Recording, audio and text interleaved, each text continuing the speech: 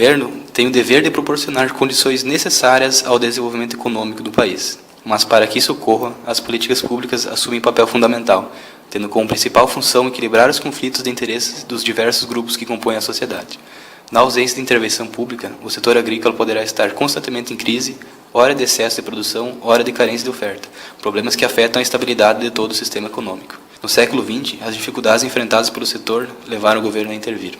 As primeiras medidas de intervenção pública sobre a agricultura foram realizadas com o intuito de estabilizar preços, as consequências da crise mundial de 29. Nesse período, por exemplo, o café continuava liderando a pauta das exportações brasileiras, e para contornar o problema da falta de compradores e a tendência à queda do preço desse produto, o presidente da época, Getúlio Vargas, adotou desde medidas tradicionais como a compra e queima dos excedentes de café até a criação de organismos especiais de proteção à cafeicultura. A partir da década de 60, o Brasil promoveu um ambicioso programa de modernização da agricultura. Nesse período, o crédito rural surgiu como um grande agente viabilizador das transformações. A modernização da agricultura exigiria aumento de gastos com insumos produzidos fora da propriedade, elevando assim a necessidade de crédito. Para isso, os institutos de pesquisa e assistência técnica assumiram um papel primordial na integração entre a agricultura e a indústria. Para os especialistas da época, a agricultura tinha que seguir as metas do desenvolvimento econômico e dessa forma deixar de lado as velhas técnicas e a baixa produtividade. O financiamento da produção agrícola e a política dos preços mínimos constituíram a base de toda a política para esse setor, através da criação do Sistema Nacional de Crédito Rural e a política de garantia de preços mínimos. Essa política surgiu com a intenção de incentivar a produção e de assegurar o abastecimento dos mercados agrícolas com uma oferta de preço justo ao consumidor e que ao mesmo tempo proporcionasse renda ao produtor. Outros instrumentos importantes de políticas agrícolas para a modernização da agricultura foram a criação da Empresa Brasileira de Pesquisa Agropecuária, a Embrapa, em 72, e a Assistência Técnica e Extensão Rural, a TER, iniciada na final da década de 40, com o objetivo de apoiar o processo de modernização da agricultura e as estratégias voltadas à política de industrialização do país. A agricultura familiar brasileira compreende grande diversidade cultural, social e econômica. No entanto, esse segmento produtivo da agricultura foi negligenciado na formulação de políticas públicas para o setor durante toda a história do Brasil.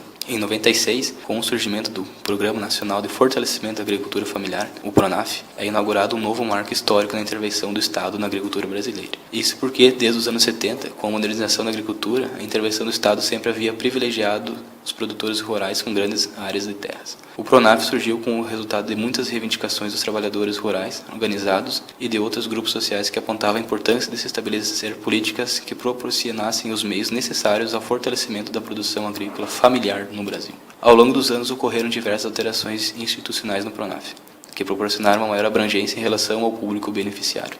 Além do PRONAF, outras políticas públicas surgiram com incentivo à produção familiar agrícola. Uma delas, a Política Nacional de Assistência Técnica e Extensão Rural, a PNATER, surgida em 2003 com o objetivo de reestruturar o sistema de assistência técnica no Brasil, tendo como foco as propriedades rurais familiares. Outro programa que surgiu foi o Programa de Aquisição de Alimentos, que permite a compra pública de produtos de agricultores familiares a preços estabelecidos pela Conab para doação, merenda escolar ou formação de estoques. Atualmente, o PRONAF já alcançou considerável dimensão com operações em todo o território nacional, consolidando-se como a principal ação concreta de política a apoio à agricultura familiar no Brasil. As políticas privadas. Destacam-se empresas privadas responsáveis por levar assistência técnica de qualidade a produtores rurais. Porém, normalmente, quem tem acesso a esse tipo de assistência são produtores que possuem maior capital. Atualmente, no Brasil, a parceria público-privada, PPP, que são responsáveis pelos contratos a longo prazo entre o governo federal, estadual ou municipal, é uma entidade privada, pelo qual a empresa se disponibiliza a oferecer serviço de infraestrutura.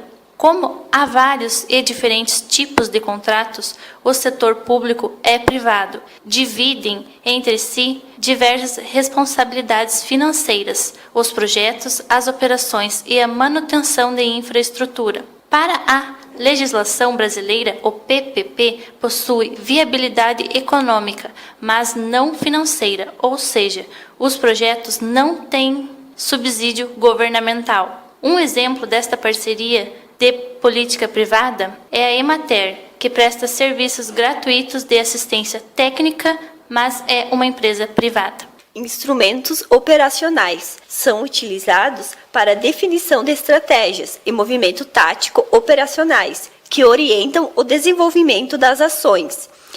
O contrato de rateio, que é um dos Instrumentos operacionais, ele é um acordo formado para repartir e diminuir as despesas e gastos em coisas comuns.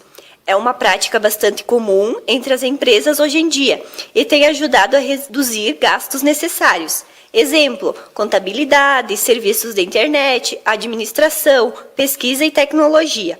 Contrato de programa é um protocolo estabelecido entre duas ou mais entidades, que visa a cooperação para o desenvolvimento de um setor ou atividade, e representa os interesses das duas entidades associadas. Esses instrumentos são necessários para que qualquer empresa, independente do seu porte ou tipo de atividade desenvolvida, garanta eficiências nos serviços prestados. Exemplo, elaboração, desenvolvimento e execução dos seus serviços. Eficiência do mercado agropecuário. Desenvolvimento agropecuário é de extrema importância para o crescimento da economia do país, estado ou município, envolvendo, então, múltiplas e complexas inter-relações entre o econômico, social e político. O objetivo principal da eficiência é o PIB, Produto Interno Bruto, per capita, sendo indicador de produtividade. O desenvolvimento econômico é proporcional às várias mudanças estruturais, econômicas, sociais e institucionais, apresentando um aumento da produtividade juntamente com o aumento da renda média da população.